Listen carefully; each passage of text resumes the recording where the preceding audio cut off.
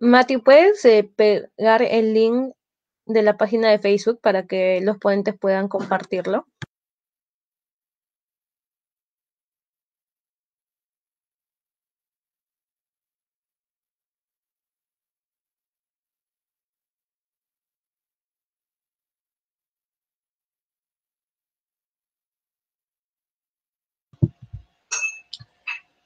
Bien, buenas tardes. Pedimos disculpas por la demora y por los problemas de transmisión. Eh, es un gusto poder darles la bienvenida y saludarlos en esta nueva edición del Simposio Internacional de Estudiantes de Historia. Eh, Me presento, soy parte de la coordinación de esta mesa temática Historia Cultural. Soy Sandy Canchari Arias de la Universidad Nacional Mayor de San Marcos. Eh, Voy a darle el pase a mi compañero Alex para que pueda presentarse.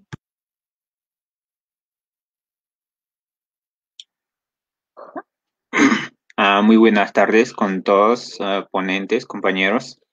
Mi nombre es Rutilio Yauría Álvaro, estudiante quinto año de la Universidad Nacional de San Agustín de Arequipa y formo parte de la coordinación, ¿no?, de esta mesa de historia cultural. Bueno, para poder empezar, ah, vamos a dar la bienvenida a la ponente Juliana Bernal. Mm, Estudiante de Historia de la Universidad Pontificia Bolivariana, Medellín de Colombia, que va a presentar la ponencia, la canción Protesta Antiimperialista en Colombia durante 1970 a 1990. Le damos el pase para que pueda presentar su ponencia. Hola, ¿cómo están a todos? ¿Me escuchan bien? ¿Me ven bien? ¿Todo está bien? Sí, te escuchamos bien. Listo, bueno, sí, como estaban hablando acá los compañeros organizadores, mi nombre es Juliana Bernal, ya estoy próxima a graduarme del programa de Historia de la Universidad Pontificia Bolivariana en Medellín, acá en Colombia. Y bueno, pues mi trabajo de tesis se ha basado precisamente en este tema que hoy vamos a conversar. Yo les agradecería mucho a los organizadores que si se me está acabando el tiempo me vayan avisando por si no estoy hablando mucho para pues abusar un poquito del tiempo, no abusar como un poquito del tiempo. Bueno, les cuento que este tema lo escogí precisamente por una serie de movimientos sociales que han habido acá en Colombia, incluso desde el siglo XX, desde nuestra independencia en, en 1810, bueno, el grito de independencia de 1810, pues digamos que a partir de esto y de toda esta revuelta se han creado un montón de movimientos sociales y políticos que han, a partir de su época o teniendo también como muy presente el panorama internacional, las relaciones con otros países y todo esto, pues bueno, a partir de todo este proceso comienzan a abordarse un poquito más unos movimientos políticos y sociales e incluso unos movimientos individualizados que también empiezan a promulgar ciertos artistas o ciertos escritores o incluso a través de la pintura, del arte en general. Y es una visión que comienza a darse a entender también, pero a partir como de todo este auge del siglo XX, después de las guerras mundiales y todo, que digamos es pues como la gran cumbre de las ideologías políticas en el mundo, o sea, no solo en Colombia, sino a nivel mundial. Este trabajo de Gao tiene muchísimo que ver precisamente con esa influencia internacional y también con las relaciones que ha tenido nuestro país con respecto a otras potencias. Digamos que el trabajo comienza con una contextualización, primero una contextualización social y política que yo les voy a dar, y que de alguna forma pues nos demuestra o hace la precisión porque entonces esta serie de artistas a través de esta serie de composiciones musicales de protesta comienzan a tocar este tema del imperialismo y que incluso acá en Colombia todavía no es un tema que se toque demasiado en el espectro político. O sea, hay muchísimas personas que lo ignoran, pero son contados con los dedos dentro de los aspectos legislativos los que toquen este tema del imperialismo. Sin embargo, pues hay un auge en la segunda mitad del siglo XX y es precisamente lo que nosotros queríamos contar.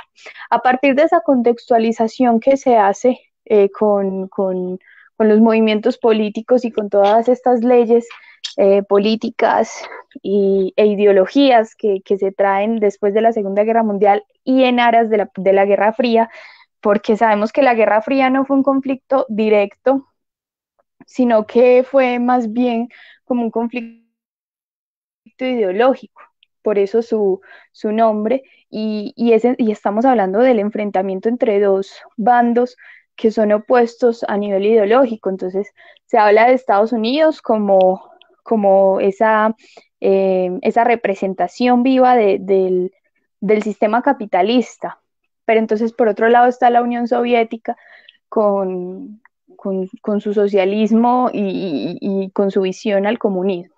Entonces, bueno, digamos que de ahí sí o sí comienzan a tomar partido un montón de países, sobre todo los países latinoamericanos, porque entonces los países latinoamericanos se creen no están dentro de la Guerra Fría, pero sí de alguna forma se materializan procesos que demuestran que verdaderamente sí estamos participando de la Guerra Fría.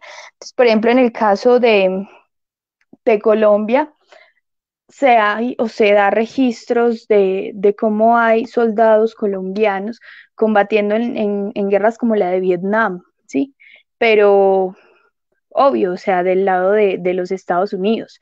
Eso entonces uno se pregunta si la guerra de Vietnam es una guerra precisamente entre Estados Unidos y, y, y esta ideología de vietnamita, pero pues obvio con un apoyo de la Unión Soviética. Entonces, bueno, ¿qué están haciendo los soldados colombianos combatiendo y perdiendo su vida en aras de una guerra ajena? ¿Sí?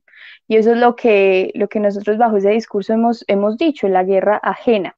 Esto esto es un proceso de investigación bien interesante porque entonces incluso no es muy común, ¿sí? Como se pudo llevar este trabajo de grado fue precisamente bajo un análisis semiótico.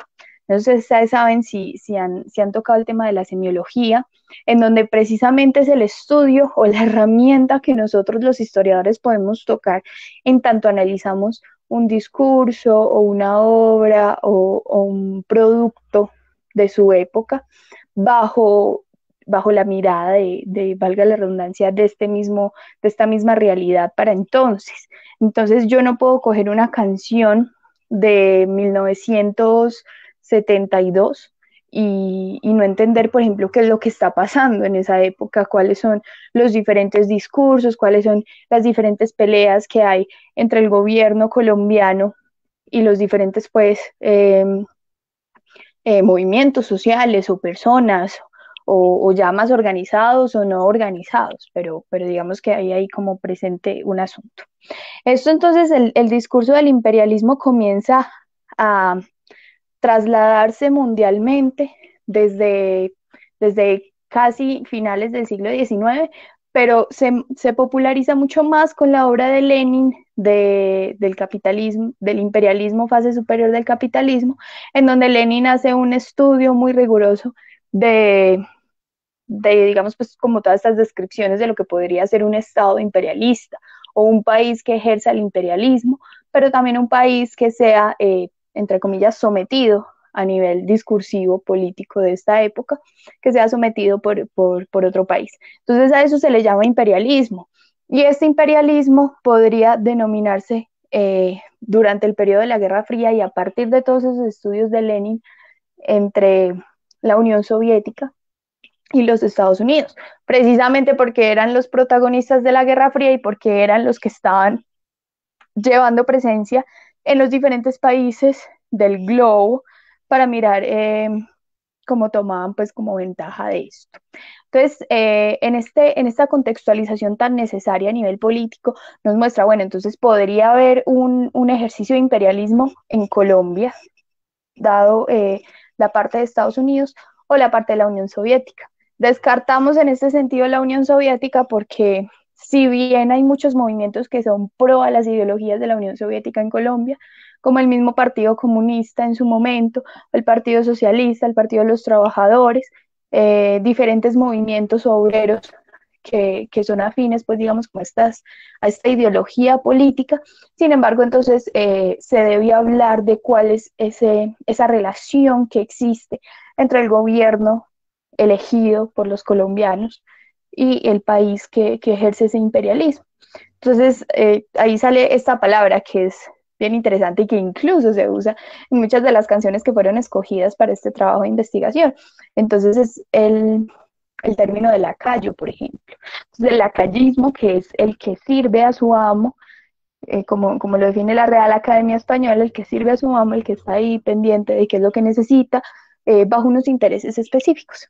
Entonces, se estudiaron bajo todos eh, estos archivos documentales, archivos, incluso discursos de los mismos gobiernos, bajo locuciones radiales, locuciones televisivas, pero sobre todo todos estos comunicados de prensa que tanto el gobierno emitía como también los diferentes movimientos comenzaban a manifestarse a través de marchas y a través de movimientos eh, en las calles, pues como tal, hablando de esto. Entonces es una parte muy interesante porque en el auge de la canción protesta en Colombia, y no solo en Colombia, sino a nivel latinoamericano, estamos hablando del siglo XX, en su segunda mitad, y es cuando este montón de artistas latinoamericanos de canción protesta, desde Cuba, desde Argentina, desde Chile, desde Perú, todos estos, llegan a tomar una influencia bien importante para algunos artistas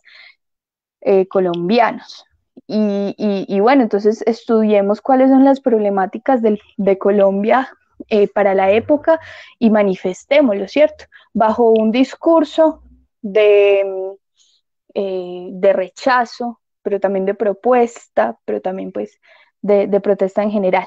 Esto es supremamente importante porque también se dio, menos mal, hay muchos artistas de esta época que todavía están con vida y que todavía llevan pues un proceso artístico que se pudo hablar con ellos y lo que se llega a la conclusión es que además de propuesta, perdón, además de protesta, es canción protesta y bueno, eso se ve bien interesante. Pero ¿por qué no podíamos hablar únicamente de la canción protesta en Colombia? Porque sabemos que a los estudiantes de historia, a los futuros historiadores y a los historiadores nos queda bien complicado generalizar o, o tener un amplio panorama de un hecho histórico, cuando en realidad pues, lo que nos toca es tratar como de precisar lo más que podamos. Entonces la canción protesta en Colombia, porque pues estoy hablando en Colombia, ¿no? Pues, a nivel general también cuenta, es que son temas de diversidad enorme.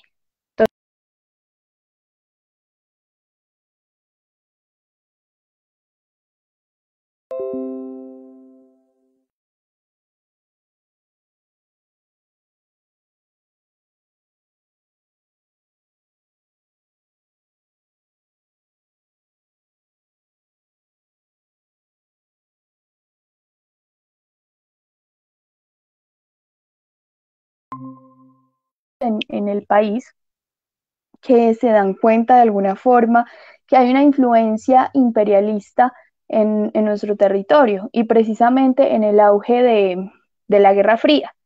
Eso pues obviamente es supremamente importante tomarlo y sobre todo en el auge de los movimientos juveniles, estudiantiles. Colombia en los años 70 se encontraba en uno de los picos más altos de protesta social que hemos tenido en la historia de nuestro país y eso no es gratuito, que obviamente surjan un montón de movimientos artísticos y culturales en torno a esto. A mí me parece que la cultura es la mayor prueba, o por decirlo el mayor comprobante de qué es lo que está sucediendo en un hecho histórico específico, ¿cierto?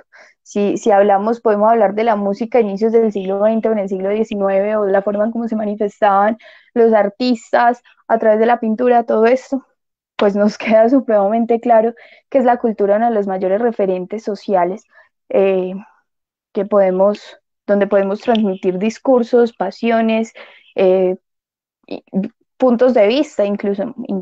Bueno, esto entonces me parece supremamente interesante y los invito a las personas que nos están viendo, si no son colombianos, pero sí son colombianos, también sería muy interesante que lo busquen. Hay varios artistas que estuvieron en el movimiento de canción protesta. ¿Por qué no lo llamamos género? Porque la canción protesta nos queda bien claro que no es solo un género o un ritmo específico o una composición específica, sino que se puede manifestar en diferentes géneros musicales.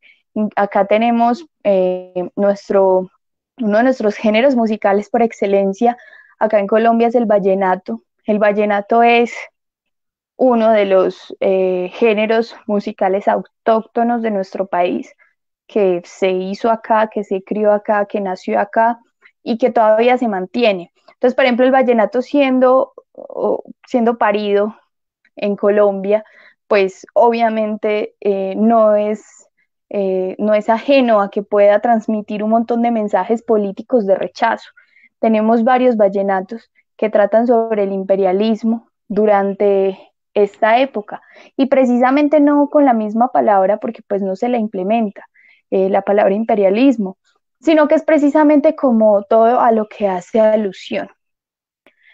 Esta serie de canciones, o sea, por ser un trabajo de grado o una tesis, si se les dice así en sus países, pues acá le decimos como más trabajo de grado si es de pregrado, eh, se dan pues una serie, un conjunto de canciones supremamente interesantes de esta época en donde la cantan artistas que no son ajenos a lo que está sucediendo en el país, a pesar de que son artistas que han tocado temas de amor, de pasiones, de sentimientos humanos, todo eso, pero bueno, se la miden de alguna forma a cantar y a componer canciones de esta realidad.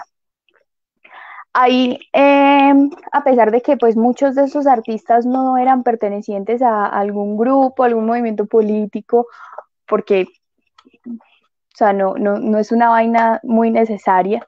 Entonces, también vemos que hay movimientos políticos que tienen sus propios grupos musicales.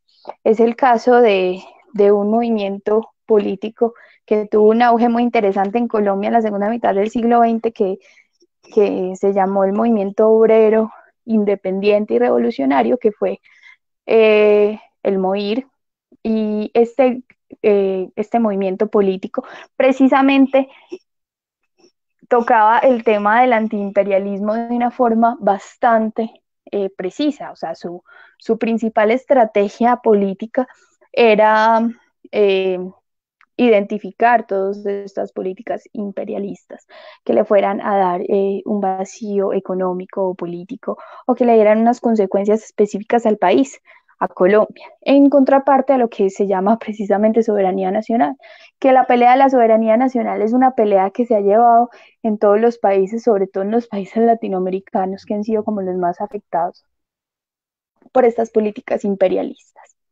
Entonces, ¿por qué hablamos del imperialismo estadounidense? En las canciones que tocamos se habla de los vendepatrias, del gobierno que le entrega los recursos, la soberanía, la educación, todos los procesos que hacen que un país viva en condiciones dignas para su población, se lo entregan a otro país aparte. Sus decisiones políticas, consultar absolutamente todo lo que se vaya a hacer o imponer de alguna forma ordenamientos, leyes, todo esto que rige a nivel legislativo del país. Y eso comenzó a notarse a partir de un montón de procesos que se dan en esta segunda mitad del siglo XX. Lo que yo les había hablado, una de nuestras fuentes primarias más importantes es, por ejemplo, unas grabaciones radiales de frecuencia más bien, en donde unos soldados colombianos en Vietnam enviaban enviaban sus saludos a las familias, a sus familias contando cómo la estaban viviendo, cómo la estaban pasando, cuál era como esta gran misión que que se les había impuesto sobre todo. Y son mensajes que rompen el corazón porque son los soldados hablando de cuál ha sido el horror que les ha tocado vivir en Vietnam con la guerra, que llegan mutilados, algunos no llegan, llegan muertos, llegan muy mal heridos o llegan con traumas emocionales que de alguna forma dejan repercusiones. Eso por un lado. Por otro, es una de las cosas más claras y es la ubicación geoestratégica de los Estados Unidos en nuestro continente, ¿sí? Por cercanía, porque es mucho más fácil de alguna forma que pretendan llevar esta influencia, a diferencia de la Unión Soviética, que está muchísimo más lejos de nuestra ubicación en esa punta, en ese inicio de la punta del continente suramericano, como estamos pues acá en Colombia. Y bueno, por ese lado, pues sería una parte muy sencilla hablar de la posición geoestratégica de los Estados Unidos. Pero también un incidente que yo no sé si ustedes han escuchado, y es el incidente con Panamá. Panamá hacía parte de nosotros hasta inicios del siglo XX. Panamá hacía parte de Colombia, era, por decirlo, un estado, un departamento, para que suene con términos más familiares, y se da una disputa porque pues los panameños no estaban muy contentos con el gobierno colombiano porque no les ponía mayor atención, porque Panamá estaba supremamente olvidada y supremamente en un deterioro económico, fiscal, eh, político, cultural, social. O sea, Panamá estaba súper abandonado. Entonces, ¿qué pasa? Estados Unidos nota esto, nota de alguna forma como el descontento de los panameños, y lo que hace es convencer a estos de que se separen de Colombia. ¿Por qué a los Estados Unidos le importaría para la época? Estamos hablando de inicios del siglo XX. ¿Por qué le importaría meterse en estos asuntos? Pues precisamente porque la ubicación de Panamá era muy estratégica para poder hacer un canal que pudiese unir al Océano Pacífico y al Océano Atlántico, que no hubiese que dar la vuelta toda por el continente americano, sino que se pudiera seguir derecho eh, en todo esto. Y pues claro, o sea, eso sería una innovación de ingeniería y una innovación que afectaría o que tendría repercusiones en la parte económica, en la parte de exportaciones, de importaciones a nivel mundial. Entonces, lo que hace los Estados Unidos es de alguna forma declararle la guerra al gobierno colombiano y decirle que Panamá se va a separar y que a partir de eso se van a hacer se va a hacer un canal, y que ese canal le va a pertenecer a los Estados Unidos, que va a dejar eh, que va a dejar, pues, digamos, algunos beneficios a los panameños, pero pues verdaderamente el mayor beneficiado va a ser los Estados Unidos. Esto que yo les estoy diciendo está escrito en cartas que podemos usar, que hemos podido usar como fuente primaria, en donde nos hemos dado cuenta de todas estas provocaciones de los Estados Unidos a inicios del siglo XX en nuestro país. Después de casi unos 5 o 6 años de la separación oficial de Panamá con Colombia y con la construcción del canal. Entonces ahí es cuando Estados Unidos se da cuenta que no puede estar bravo con Colombia todo el tiempo, todo el rato, y tampoco puede permitir que los colombianos estemos bravos. Entonces lo que hace el gobierno estadounidense es enviar, digamos, unas disculpas escritas a Colombia, en donde además se dice que de alguna forma les van a enviar un dinero, le van a enviar un dinero al gobierno para que no estén bravos y para que se puedan restablecer las relaciones entre los dos países. Estamos hablando de que en la época más o menos 1910 es que Estados Unidos envía como $25.000. Eso no es nada, o sea, no es absolutamente nada, pero el gobierno colombiano lo acepta. Entonces eso, digamos, que crea un choque bien fuerte en la población colombiana. O sea, cómo se acepta tan poco dinero, y sobre todo cómo es posible que el gobierno colombiano vuelva a retomar las relaciones con Estados Unidos después de lo que había sucedido con Panamá. Lo de Panamá se olvida, queda en el pasado, o sea, Panamá se separa de nosotros. Nosotros no tenemos nada que ver con el canal de Panamá y bueno, pues el gobierno colombiano retoma todas estas influencias con los Estados Unidos. Ahí entonces hay políticas escritas y legisladas en donde los Estados Unidos comienzan a tener una influencia en el tema educativo, en el tema económico, en el tema cultural, en donde comienzan a entrar multinacionales estadounidenses a nuestro territorio, donde entran tropas estadounidenses a nuestro territorio y donde los gobiernos de turno no hacen absolutamente nada. Esto que genera un revuelo social muy importante en nuestro país. Entonces sale la gente a marchar y a partir de que sale la gente a marchar, entonces los artistas, los intérpretes, los escritores, los pintores, todos estos personajes retoman esos hechos sociales, esos hechos a partir pues de estos hechos culturales en donde empiezan a visibilizar la opinión de la gente a lo que está pasando políticamente en el país. Entonces, hay una canción que tocamos bastante, que es, digamos, pues la columna vertebral de este trabajo de investigación, y es de un dúo que se llama Garzón y Collazos. Para los que no son de Colombia, nosotros tenemos acá una serie de ritmos, géneros, que se escuchan bastante, que son muy tradicionales y que tienen sus orígenes en el siglo XX y bueno, pues y sus cimientos desde el siglo XIX.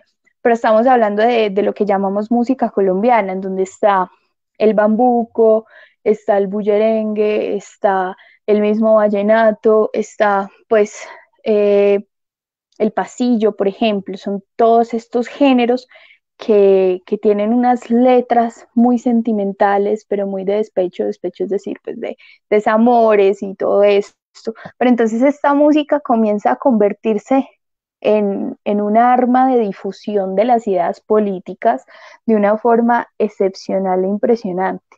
Entonces esta canción que yo les estoy hablando, de este dúo de Garzón y Collazos, que incluso desaparece más o menos en 1972, pero ese mismo año, antes de que este dúo desaparezca o se separe, sacan una canción que se llama Ahora sí entiendo por qué. Traducido pues Ahora sí entiendo por qué, y relata precisamente de un campesino que sale al pueblo y que ve que hay un montón de estudiantes y de gente en la plaza reunida, gritándole al alcalde o al mandatario todo qué es lo que está pasando, se están robando esto, nos están vendiendo la nación. Entonces el campesino está mirando eso. Entonces ven esto y dice, pero ¿qué es lo que está pasando acá? Estos muchachos, ¿por qué están reclamando estas cosas? Yo no entiendo qué es lo que está pasando. Y estamos hablando de que la segunda mitad del siglo XX, si acaso el 80% de la población campesina en Colombia es analfabeta totalmente. O sea, no hay procesos de alfabetismo muy dicientes en el país todavía con ese tipo de políticas. Entonces es la visión de un campesino que está bajo la ignorancia inducida, por decirlo así, y que no entiende el escenario político, que se une a él, pero que no lo entiende a profundidad. Este campesino entonces comienza a preguntarse, pero no entiendo qué están diciendo del petróleo, no entiendo lo que dicen del gringo ladrón. Esto aquí, con estas frases del vendepatrias, entonces ahí están los que venden la nación, dice la canción, y también después dice, no entiendo lo del petróleo ni lo del gringo ladrón. Entonces, ¿qué nos están diciendo? Que ese campesino está escuchando las arengas o los gritos de los estudiantes que están reclamando de por qué hay un país que se está entrometiendo en los asuntos internos del mismo, pues del país al que pertenecen. Entonces es el gringo ladrón, o sea, el gobierno estadounidense que llega y saca nuestros recursos y que eso se ha visto y que ha sido una pelea desde el siglo XX y es bueno, el gringo ladrón que se mete a sacar el petróleo, que saca nuestros recursos naturales, que no paga absolutamente nada, que nadie le cobra nada, que nadie le cobra aranceles, pues hablando en términos actuales, y, y no hay como un control, no hay un control de esa entrada. Entonces ahí es los que nos venden la nación, y por eso es que estamos así en un proceso de desigualdad. Colombia es, si acaso, uno de los países más desiguales de América Latina. Y eso no es que pasó en el siglo XX, no es que todavía somos un país muy desigual, o sea, como para contextualizar a los compañeros que no son colombianos.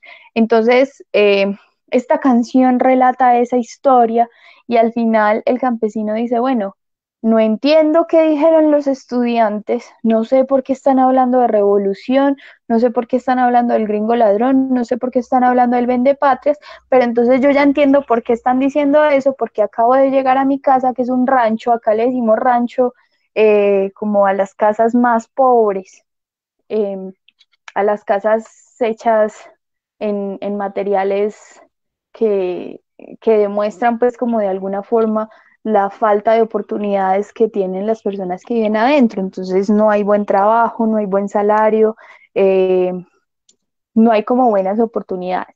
Entonces la música comienza a relatar esto, el campesino llega y dice, ahora sí entiendo por qué hablan de revolución, porque llego a mi rancho que está lleno de pobreza, está lleno de miseria, y ahí es donde nosotros entendemos cuál es como ese proceso.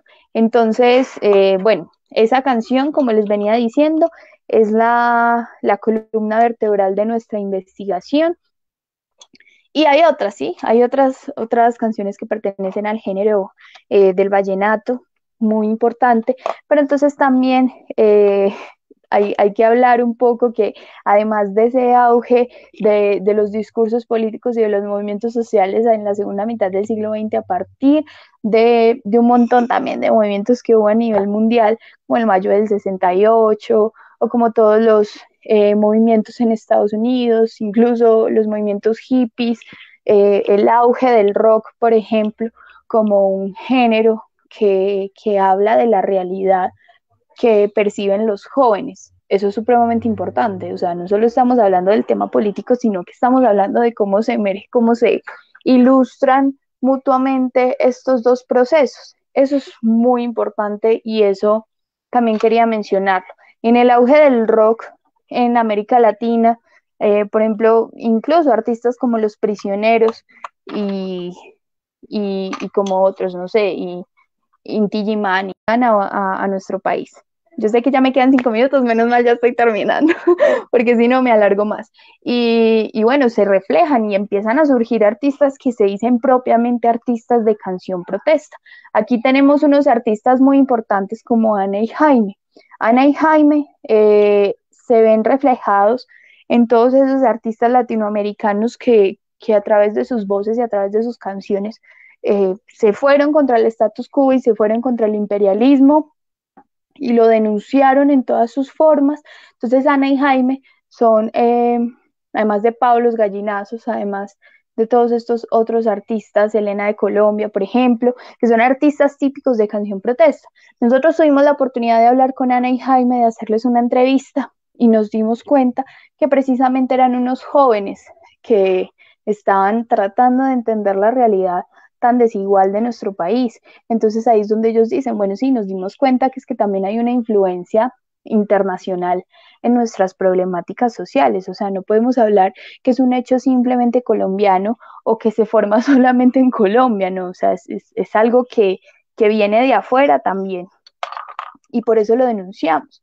Ellos tienen una canción que se llama Café y Petróleo, que es una canción muy sarcástica de lo que sucedía, por ejemplo, con Venezuela y con Colombia en la segunda mitad del siglo XX. O sea, llegan los Estados Unidos y comienzan a tomar una influencia en los gobiernos y por lo mismo comienzan a, ¿sabes? Pues como ese proceso de etimológico o de haber encontrado los significados de estas palabras. Entonces comienzan a saquear los recursos naturales de estos países bajo unos intereses específicos. Entonces ellos hablan en Café y Petróleo de todos, pues digamos, estos procesos políticos que comienzan a notarse gracias a una influencia estadounidense dentro de esta fase del imperialismo. Bueno, me parece que es muy bueno, muy importante, me gustó mucho este proceso de investigación. Las fuentes primarias fueron muy importantes porque si no, no hubiéramos podido corroborar la idea que teníamos, las canciones a través de la disciplina semiótica, pudimos analizarlas letra por letra, frase por frase, sacar un contexto político, un contexto social, un contexto cultural y poder saber o entender o creer que era lo que hablaban los artistas o que era de lo que estaban tratando de hablar y de comunicar a partir como de todos estos hechos políticos y sociales que dieron lo que ahora somos, pues. Y no solo eso, o sea, no quise ignorar los artistas contemporáneos que también tienen mucha influencia con los artistas de la segunda mitad del siglo XX, artistas colombianos, todavía bandas juveniles que existen, que están y que todavía denuncian el imperialismo. Eso, eso bueno, pues supongo es la conclusión a partir de ese proceso semiótico.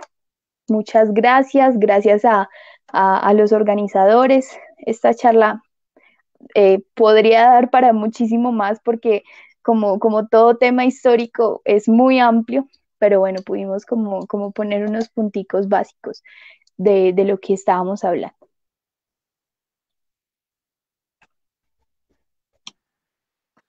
Bueno, muchas gracias, Juliana, por tu ponencia. Está muy interesante.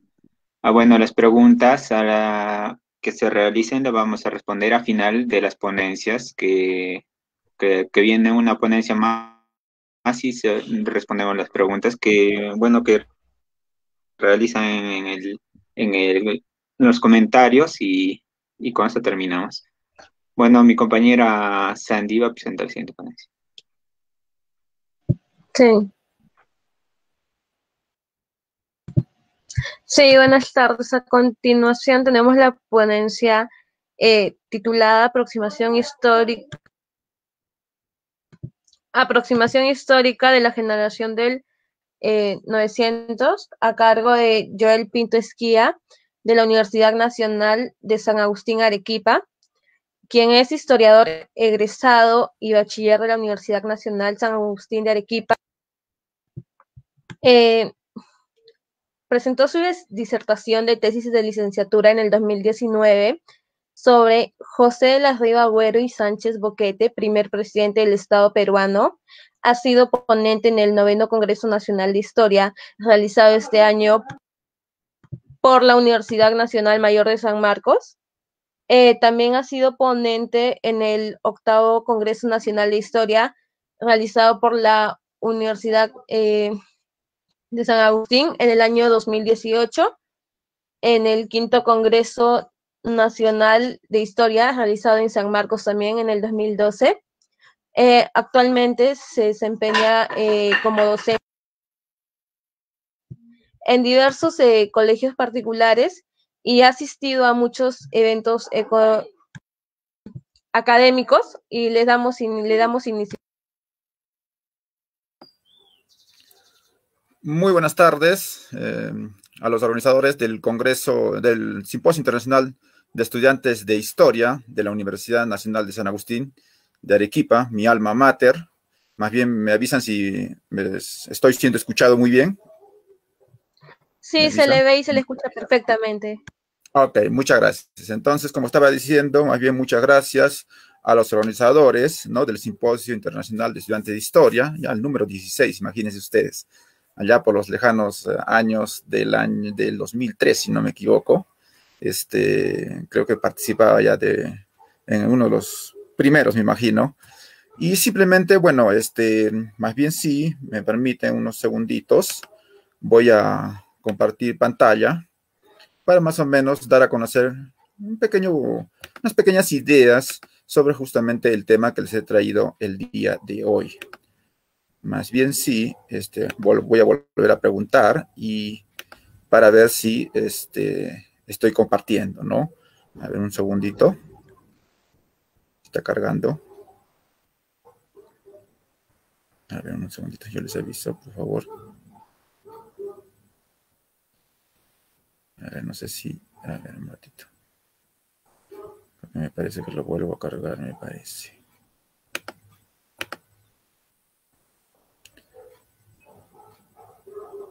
A ver, un ratito. Lo tenía listo, pero no sé qué pasó que no quería cargar. A ver, otra vez.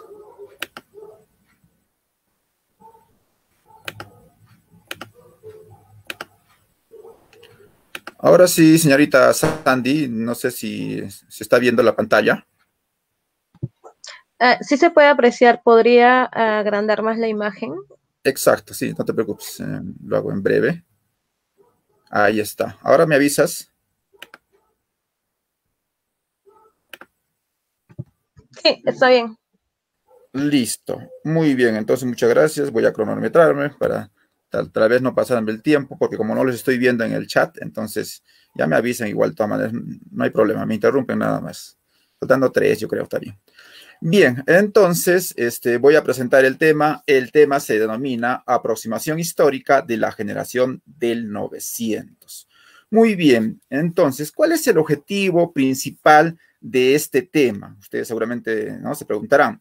En realidad es dar a conocer los representantes de la llamada generación del 900 y su influencia en la historiografía nacional. Tiene como antecedente a la corriente arielista como paso consiguiente en el pensamiento y preocupación por nuestra realidad nacional. Asimismo, hacemos hincapié en el debate que surgió en torno al hispanismo e indigenismo. Bien, por lo tanto, seguramente las preguntas que trataré en lo posible de resolver en estos minutos son los siguientes, ¿no? ¿Cuáles son los principales representantes de la llamada generación de 900? ¿Cómo se inicia el debate entre hispanistas e indigenistas? ¿Cuáles son los aportes de la generación del 900? Y finalmente, ¿cuáles son las conclusiones, sobre todo más importantes, de esta temática que les traigo el día de hoy? Muy bien.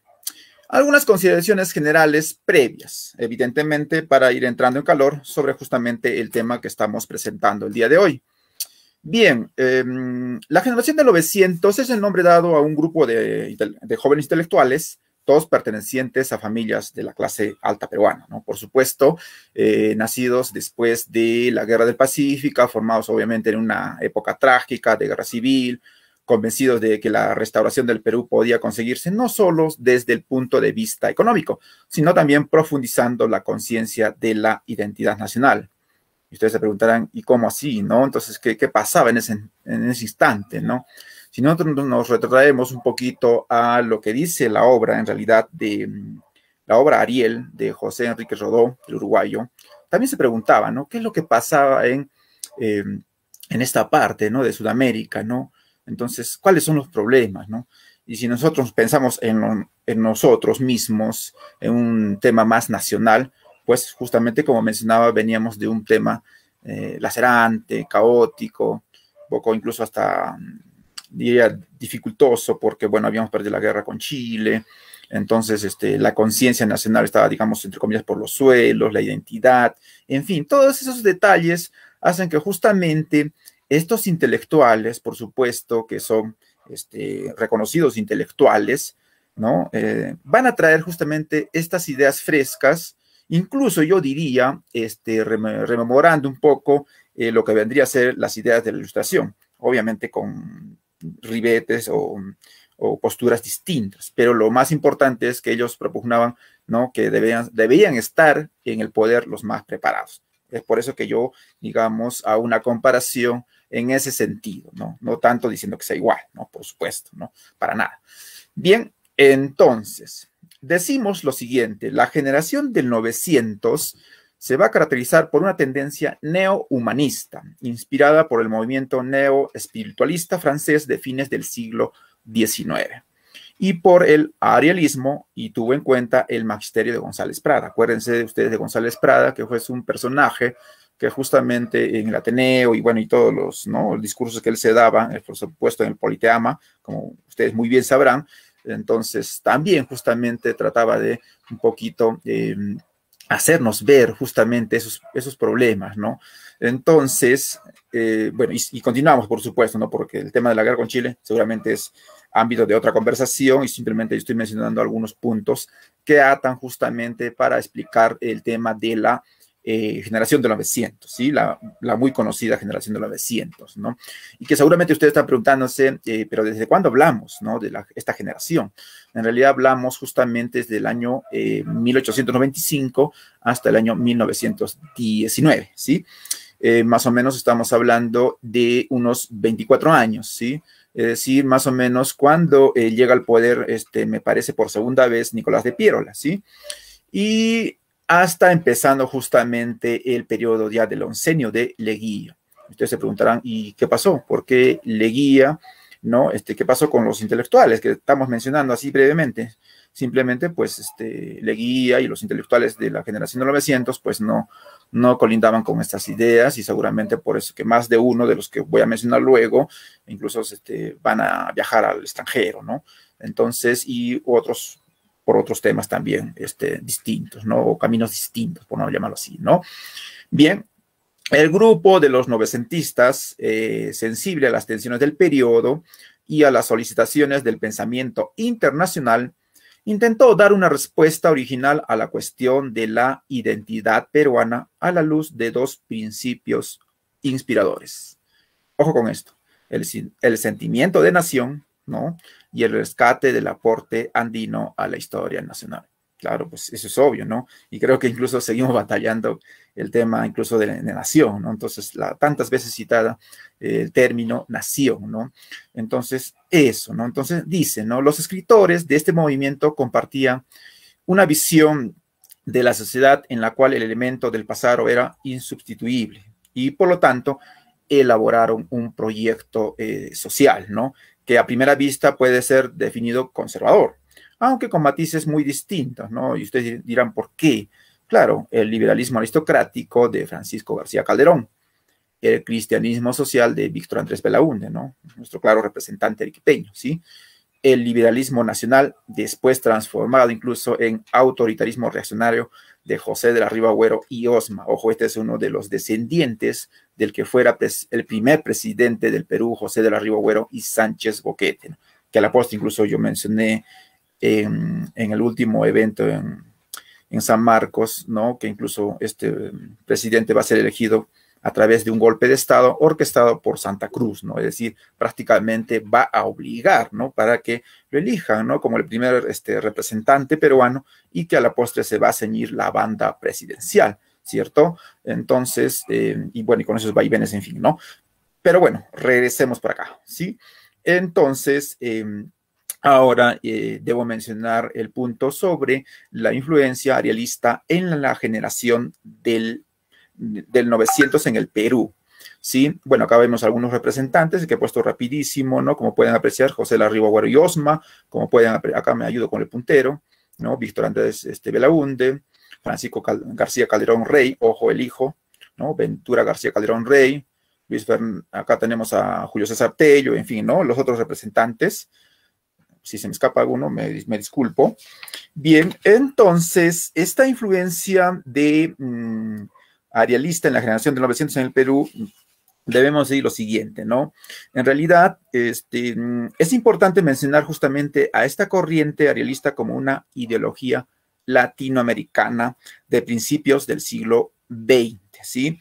Que tomó su nombre evidentemente de la obra Ariel del escritor uruguayo, tal cual como dice ahí, José Enrique Rodó, ¿sí? Entonces, ahora, esto sirvió a la generación de intelectuales peruanos más combativos, quienes consideran al idealismo que profesaron a constituir una élite encargada de eliminar las inconsistencias de una sociedad para ellos confusa, compleja y bárbara a través del poder de la palabra y de una moral inquebrantable, ya que nuestra nación, generada por su historia, alzando como principio sobresaliente de acuerdos opuestos sociales, ¿no? Tarea que, sin embargo, sobrepasa en todos los sentidos en buscar mediante su propósito nacional en los arialistas, y que implica el reconocimiento de las clases medias que conducen a reformas del Estado,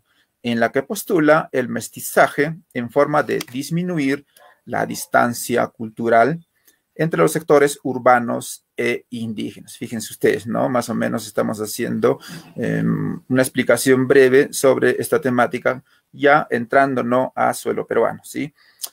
Bien, entonces, cabe mencionar y destacar a Osmar González como ideólogo socialista e idealista, ¿no?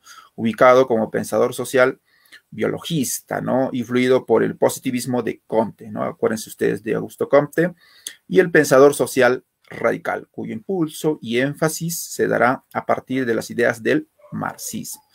Bien, entonces estamos mencionando rápidamente, ¿no? En realidad, el Ariel de Rodó propuso, ¿no?, a la juventud del continente el retorno a la disciplina propia de una clase dirigente, ¿no?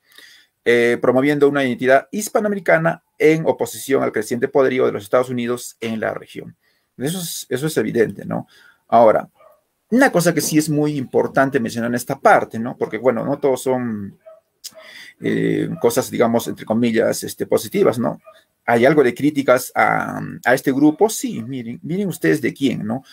Río Agüero, precisamente, el genio precoz que criticó justamente el sueño de Rodó con estas frases lapidarias, ¿no? Dice, ¿no? Algunos optimistas simpáticos, pero también incorregibles soñadores, creen, y ojalá estuvieran en lo cierto, que las repúblicas hispanoamericanas no necesitan entregarse casi exclusivamente a la actividad industrial y mercantil, que deben reservar una buena parte de su espíritu para la realidad. Entonces, bueno, entonces ahí tenemos también justamente una crítica también a este movimiento, pero que precisamente tiende a dar a entender justamente que estos intelectuales arielistas van a intentar reformar, ¿no?, la vida nacional, pretendieron hacer, por supuesto, evidentemente una vida política, pero las propias élites oligárquicas los boicotearon, ¿no? Entonces, ustedes entenderán, ¿no? Si estamos hablando de grupos de poder hegemónicos, de la clase alta, intelectuales, entonces el pueblo, ustedes comprenderán, ¿no? Como que no los veían como los más adecuados, ¿no? Pero sí, como estamos explicando brevemente, yo lo comparo con justamente con los franceses de la época de la Ilustración, que decían justamente que deben estar en gobierno justamente los preparados. Claro que nosotros, si nos damos cuenta, percatamos que estamos haciendo de lado a quienes, al pueblo, ¿no? Entonces, quizás ese es el problema, ese es el quid del asunto, como dicen por ahí, ¿no? Listo.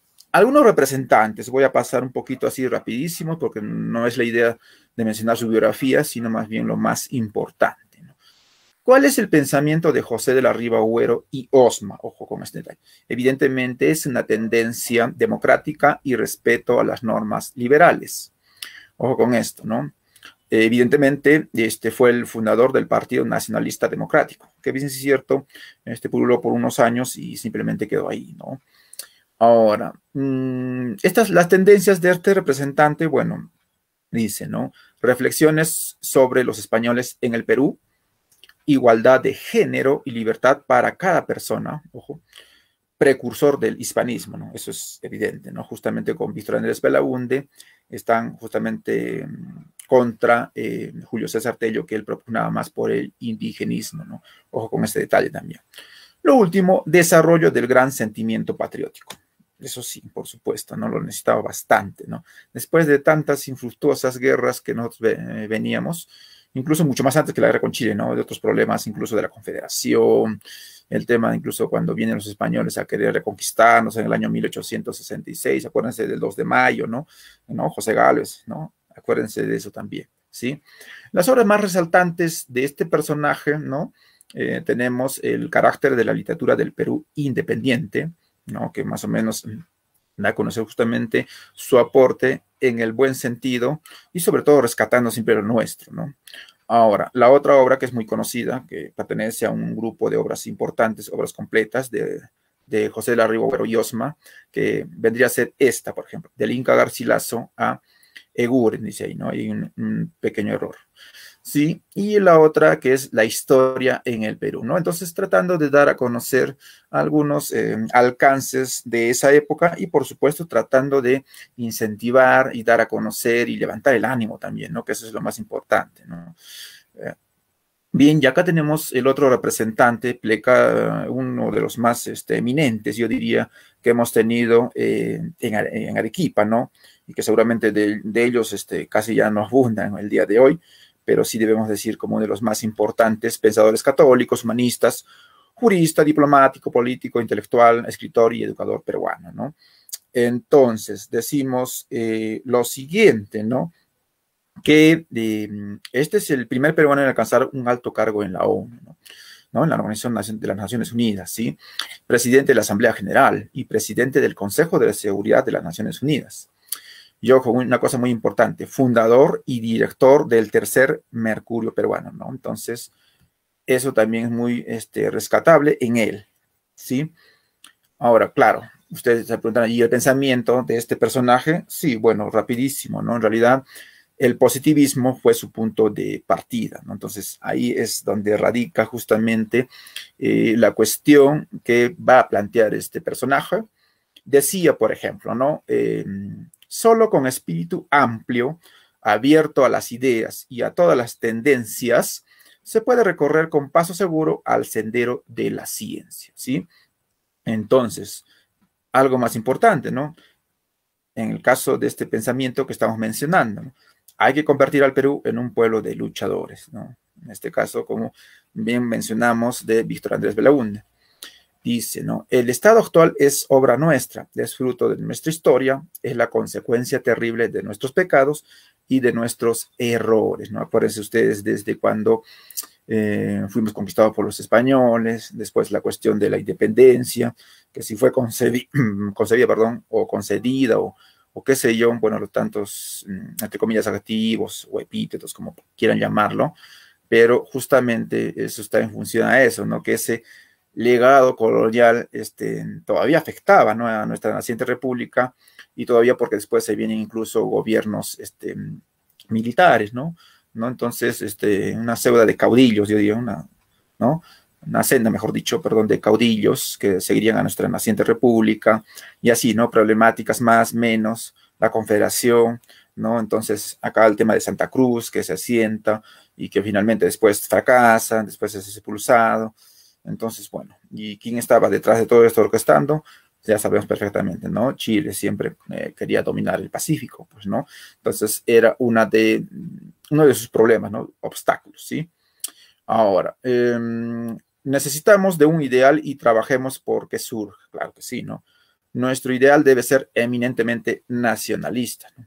¿Hasta qué punto? Eso también es bueno también saberlo, ¿no? Porque no se trata solamente de aislarnos ni nada parecido, ¿no? Nada que ver, ¿no?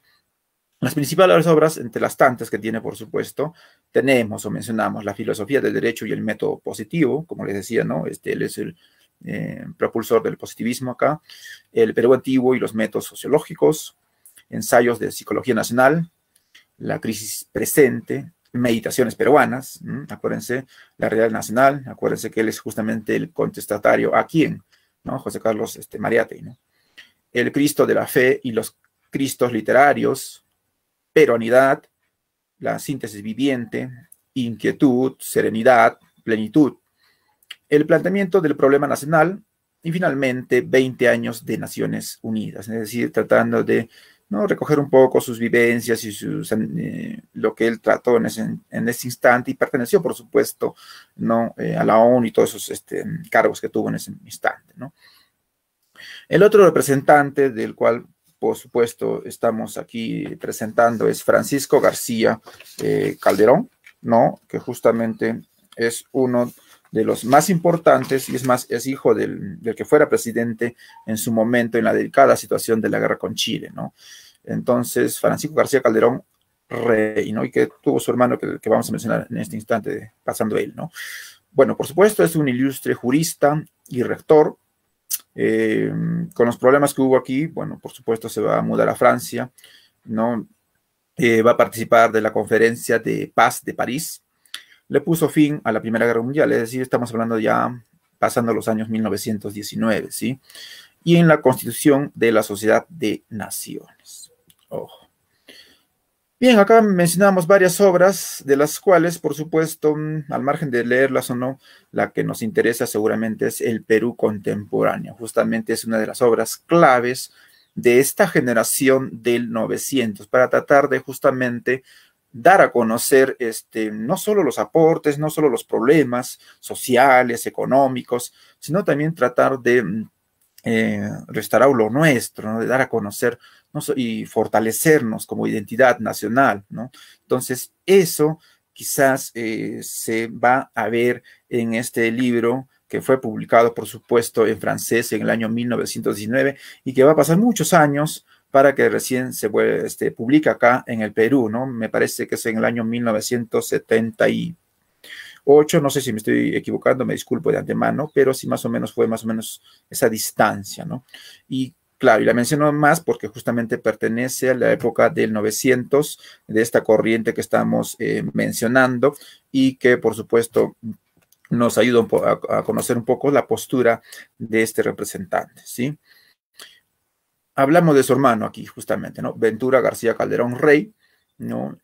Bueno, algunos datos aquí rapidísimo, pero lo que nos interesa, bueno, es escritor y diplomático, perteneció al movimiento del modernismo, generación del 900 o arielista, ¿no?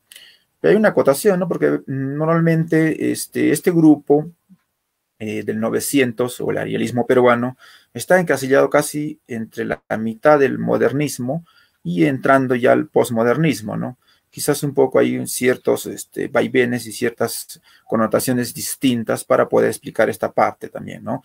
Entonces, normalmente este personaje, ya volviendo al personaje, Ventura García Calderón Rey, es narrativo, ¿no? Por supuesto, él tiene mucho de cuentos, ensayos, crónicas, críticas, líricos, dramáticos, en fin, y su obra quizás de la cual se habla más es La venganza del cóndor, ¿no? Simplemente para mencionar esta parte del modernismo, dice, ¿no? Consiste mayormente en cuentos, en este caso estamos hablando de Ventura García Calderón Rey, donde quiere reflejar un ambiente cosmopolita y carácter decadente, ya que fueron ambientados en la región andina, ¿no? Entonces, ustedes ven los matices, los contrastes de este autor, que trata justamente de tratar lo que pasa y se vive en ese instante en la región andina, ¿no? Por supuesto, y bueno, y acá hay unas obras, ¿no? O cuentos, ¿no? El alfiler, La venganza del cóndor, como mencioné hace un momento, Murió en su ley, Coca, El despenador y Los cañaverales, ¿no? Dice que posee un cuidado estilo y penetración psicológica y gusta tratar temas sombríos y violentos, fantásticos y de intriga, ¿no?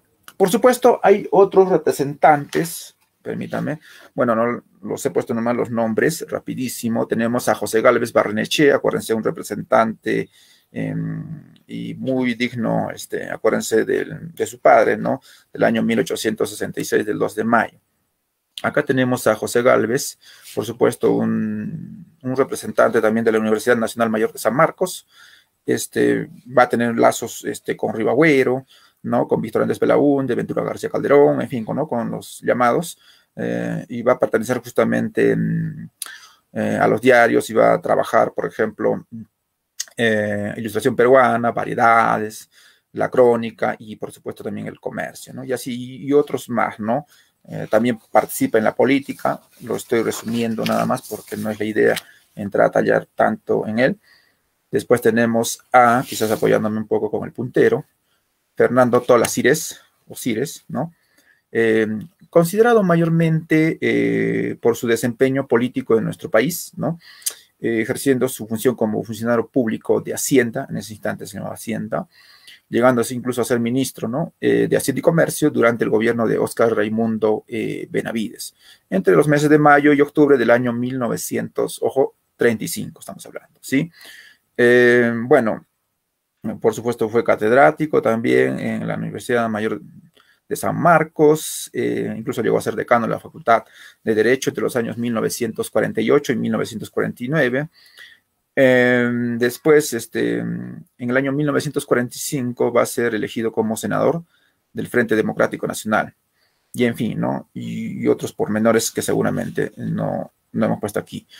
A continuación, después tenemos a Luis Fernán Cisneros, perdón, considerado también, por supuesto, uno de los representantes también de esta generación de 900, mediante su labor como, ¿qué? Como periodista, poeta, político y diplomático peruano, llegando a ser el director, ¿no?, del diario La Prensa en Lima, destacado como miembro numerario de la Academia Peruana de la Lengua, ¿sí? Entonces, sí, pues, y en fin, ¿no? Hasta que, bueno, llega Leguía y la canción, ¿no? Para estos representantes. Ahora bien, entonces tenemos justamente ya el otro punto, los pensamientos e ideología de la generación del 900, ¿no? De las tantas veces citada, justamente, a ver, un segundo. A ver, listo. Bien, en realidad, bueno, yo he puesto acá las ideas básicas de las cuales se trata el tema porque seguramente da para más. Decimos lo siguiente, ¿no? Tanto José de la Riva Agüero y Osma como Francisco García Calderón provienen, por supuesto, de familias aristocráticas, ¿no? Tradicionalmente ligadas al campo político e intelectual del Perú, ¿no? Obviamente, ¿no? Compañeros de la carrera de Filosofía y Letras de la Universidad de San Marcos, obviamente son junto a Víctor Andrés Belaúnde, actores fundamentales de la formación intelectual surgida en Lima hacia principios del siglo XX, denominada alternativamente, ¿no? Al margen de lo que estamos hablando acá, generación futurista, generación arielista o generación del 900. No obstante haber absorbido el positivismo reinante en San Marcos, ¿no?, adhieren tempranamente al espiritualismo del Ariel de José Enrique Rodó. Si bien acabarían siguiendo rumbos evidentemente muy distintos, ¿sí?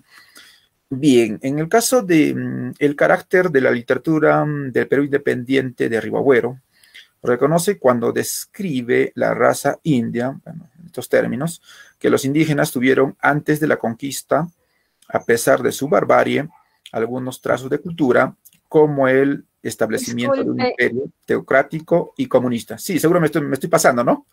le queda 3 minutos. Ah, está muy bien, gracias más bien. Sí, seguramente yo empiezo a hablar y me olvido del tiempo, sí. Gracias más bien. Sí, entonces, quizás para redondear la idea, eh, tanto los libros de García Calderón, de Ribagüero, de Javier Prado, de Encinas, Manuel Vicente Villarán, de Víctor Andrés Belaúnde, arrancan la preocupación por la esencia del país, por el paisaje, por la conquista de nuestra geografía, por el conocimiento de nuestra historia. Evidentemente son ellos el origen del compromiso, del arraigo, ¿no? Ahora bien, fundan los novecentistas, entre ellos los peruanos, la moderna historia, la sociología y la economía. Como última parte de aquí, propugnaba la regeneración del país mediante el estudio sistemático de su gente y de su historia. Y él mismo abordó prácticamente todas las épocas del pasado peruano, aunque concedió mayor atención a la época colonial, ¿no? Fue favorable a la forma monárquica del gobierno en el momento de la independencia entre los años 1821 y 1824. Acuérdense ustedes que la Serna por esos años recién se va a retirar de nuestro país, ¿no? A la defensa territorial peruana sobre la base de los límites del país bajo la monarquía borbónica y al proyecto fallido de la Confederación Perú-Boliviana que mencioné hace un instante con el tema de Santa Cruz, ¿sí? Entre los debates, bueno, obviamente el hispanismo se caracteriza por la afirmación de la superioridad de la cultura hispánica, evidentemente, quizás lo resumo rapidísimo. Y en el caso de la defensa del indio, bueno, tiene un poco mucho de la intervención de una mujer peruana, ¿no? Dora Mayer de Zulem. La revista Maute se convierte, por supuesto, en una tribuna de difusión y que también van a participar varios egregios representantes de la provincia, ¿no? Estoy resumiendo, por supuesto.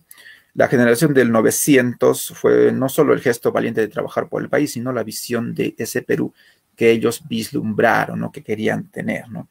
Algo más, un datito, permítame, simplemente esta concepción grande, generosa, integradora, asimilada por la realidad de un país mestizo, está presente en paisajes peruanos, justamente en Ribagüero, en el año 1919. También, por supuesto, elementos de la geografía científica de Óscar Miró Quesada, y también en la obra de los más importantes de Julio César Tello, Chavín, ¿no? Y bueno, como en la concepción peronista de la lectura, por ejemplo, de Víctor Andrés Belaúnde y José de la Riva Agüero en la afirmación del Perú. Las conclusiones, rapidísimo nomás, bueno, evidentemente los pensadores sociales de inicios del siglo XX llegaron al tema fundamental de la justificación de la necesidad de la integración latinoamericana y de la independencia de los centros de poder económico y político mundial, ¿no? Si bien dichas preocupaciones ya estaban presentes desde la generación de 900, cuyos integrantes también llamaban a la conformación de bloques de países y advertían sobre el vasallaje económico. Pero es con la aparición de la generación radical cuando estas ideas adquieren contenidos ideológicos y políticos más precisos que incluso generan corrientes de pensamiento y organización militante, ¿no? Tomado de Karen Sanders del año 1997. Voy terminando, por lo cual esta generación buscó sus maestros de vocación histórica y literaria, en Ricardo Palma, Manuel Pardo y Nicolás de Piérola, ¿no? Lo voy cerrando ya. Algo más, sus maestros fueron, en este caso, ¿no? Los más representantes de esta generación, Tainé, Renan, Michelet, entre los franceses, Gabinet, Joaquín Costa y Miguel Unamuno, entre los españoles, y sobre todo en este caso del uruguayo José Enrique Rodó, cuyo libro más esencial es Ariel, ¿no? Que justamente da paso a esta generación, ¿sí? Y bueno, por ello Francisco García Calderón acuñaría la siguiente frase: el Perú se salvará solo bajo el polvo de una biblioteca en el año 1910. Sí, más bien muchas gracias por haberme soportado, por su tiempo, y bueno, seguramente pasamos a las preguntas, si es que hubiera. A ver, dejo de compartir pantalla.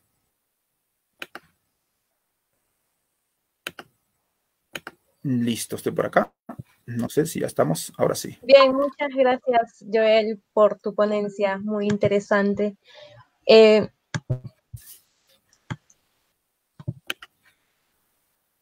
Alex, ¿tenemos algunas preguntas o...? Creo que lo cansamos, ¿no? Sí. No, creo que estuvo muy interesante. Mucha teoría, ¿no? Yo estaba embebido de poder explicar algo más, pero como ya vi que la alerta me tuvo ahí, o el foco rojo, dije, no, ya pues no puedo ser tan, quizás mucho tiempo, ¿no? Pero bueno, igual, no sé, si hubiera alguna pregunta, y si no, bueno. Sí, Bueno, un momento. muy bueno, muy interesante la ponencia, Joel. Bueno, ya que no hemos encontrado preguntas, no sé si nos pueda acotar algo más sobre el tema que ha expuesto para terminar con la hora determinada, ¿no? Sí, claro, por supuesto, ¿no? Bueno, quizás lo que yo vi justamente dentro de las preguntas, de lo que yo mismo planteé al inicio de la ponencia, bueno, tenía que ver justamente con los aportes a la historia peruana de la generación de 900, ¿no? Por ejemplo, esta generación siempre quiso dar un concepto del personaje que representa, mejor dicho, al mestizaje. Por ejemplo, sus expresiones en la obra de Ribagüero, ligados al tema de la identidad y afirmación nacional, que vemos se ha mantenido como una constante y primerísima preocupación, ¿no? En los estudios sociales, como en los proyectos educativos y en los programas de desarrollo nacional de este siglo, vivida por la generación de 900 y como la que sufrimos en el presente, ¿no? Quizás yo, un poco analizando tal vez el texto de Ariel, de José Enrique Rodó, que justamente se preguntaba, ¿no? ¿Qué pasó en ese instante con Hispanoamérica? Bueno, y en fin, ¿no? Sudamérica. Bueno, y el Perú también, ¿no? Se preocupaba, ¿no? ¿Qué pasó después de la guerra con Chile, ¿no? Esta infausta guerra, y que por supuesto, como expliqué en un inicio, estábamos por los suelos, nuestra identidad, nuestras costumbres y tantas cosas, ¿no? Entonces, eso también va a traer a colación, ¿no? Y quizás todavía creo que nos seguimos preguntando, ¿no? Y eso creo que lo recuerdo muy bien con Vargas Llosa, ¿no? Cuando en las conversaciones de una catedral, cuando menciona en qué momento se jodió el Perú, ¿no? Y que esto ya para la década del 90, si no me estoy equivocando, hubo un conversatorio y salió una publicación justamente de en qué momento se jodió el Perú, y explicando incluso desde temas incásicos, ¿no? Del tema de los incas, la herencia colonial, la independencia, en fin. Los problemas vienen de antes, ¿no? No vienen de ahora nada más, ¿no? Sería insulso mencionar eso. Y es más, uno de los libros que quizás no es que guarde relación, pero sí tiene mucha de explicación y uno de los más conocidos, la historia de la corrupción, ¿no? En el Perú, ¿no? Entonces, el libro de Francisco Quirós, ¿no? Que justamente nos va a retratar lo que pasa en nuestro Perú desde los albores, incluso desde la naciente república y etapa por etapa también, ¿no? Asimismo, ya que me han pedido un par de minutos, permítame esto, la persistencia del anhelo de integración equilibrada, sustentada en el mestizaje de la generación del 900 parece haberse clarificado a lo largo del siglo a través del debate social externo e interno. Creo que serenados de los ánimos, ahondada la investigación, persistente la diversidad de nuestra realidad compleja y cuestionadora, debemos aceptar en la propuesta democrática de interculturalidad del presente, la valoración del mestizaje, tan difundido por la generación del 900 como modalidad natural de integración paralela a la aceptación, reconocimiento y respeto mutuo de nuestras diversidades, ¿no? Acuérdense ustedes que nosotros somos y formamos parte de una nación variopinta, ¿no? Y por supuesto, esto nos hace todavía más ricos a nosotros, ¿no? Y seguramente algo más que quisiera mencionar, lo siguiente, ¿no? Quizás algunas obras más importantes, algunos escritos que tienen que ver con la generación del 900 o la corriente realista peruana, ¿no? Tenemos aquí, a ver, permítame por acá, justamente de Osmar González, que trata la obra de Sanchos fracasados, los arealistas y el pensamiento político peruano, ¿no? También tenemos a Pedro Planas, ¿no? El 900, balance y recuperación. Bueno, y algunas otras obras seguramente de carácter ya un poquito más secundario, ¿no? Como el caso de José de la Riva Agüero, el carácter de la literatura del Perú independiente, la historia en el Perú, ¿no? Bueno, evidentemente la obra ya mencionada de Rodó, Ariel, bueno, que nos ha permitido un poco conocer estos aspectos. Julio César Tello, introducción a la historia antigua del Perú, ¿no? Después, algo más, si me estoy olvidando, el mismo Osmar González, ideas intelectuales y debates en el Perú. Después, Camilo García González, el pensamiento humanista de Víctor Andrés Belaúnde. Después tenemos Gustavo Adolfo M. Leiva, los ilustradores de Julio César Tello, la influencia del indigenismo telúrico, guión arqueológico en su obra. Lo último, ¿no? Para no cansarlos, bueno, tenemos a Víctor Andrés Belaúnde, evidentemente, ¿no? La primera serie, el Proyecto Nacional Meditaciones Peruanas, tomo 2, después son las obras completas, y en fin, ¿no? Bueno, por supuesto, Basadre siempre creo que se cita, ¿no? En este caso yo tomando el tomo 10 de la quinta edición del año 1964, y finalmente Alberto Adriancén, Pensamiento Político 1990-1930, ¿no? La edición es Desco, que es muy importante para conocer justamente algunos de estos representantes que van a justamente darnos a entender y sobre todo nos van a dar una pauta de lo que piensa también este autor y que por supuesto con mucho acierto también lo he podido revisar. Y lo último ya, ahora sí, Antonio Pena, es su libro José de la Riva Agüero, Francisco García Calderón, Víctor Andrés Belaúnde, del año 1987. Eso podría decir, y finalmente pues agradecido por la invitación que me hicieron también formal para poder participar en este evento y simplemente rescatar a todos ustedes y bueno, y sigan adelante con el evento, que nada perturbe todas estas conversaciones y que seguramente las demás mesas también tienen mucho que decir y nada, ¿no? Gracias de antemano. Sí, muchas gracias, Joel. Creo que siempre es importante tener estos eventos que nos permiten compartir y exponer las ideas de los proyectos que se realizan y muy agradecidos también por formar parte de este simposio internacional de estudiantes de historia, como tú lo mencionaste, que ha tenido varias ediciones y se van a seguir realizando. Muchas gracias también a todas las personas que nos han estado viendo y escuchando estas ponencias a través del Facebook y invitarlos a que puedan continuar escuchando otras mesas temáticas de su interés, que sigan participando y eso más que nada. Muchas gracias. Ok, muchas gracias. Nos despedimos. Hasta luego. Chao, chao. Muchas gracias. A ver, creo que ya es todo. Podemos cerrar la ponencia.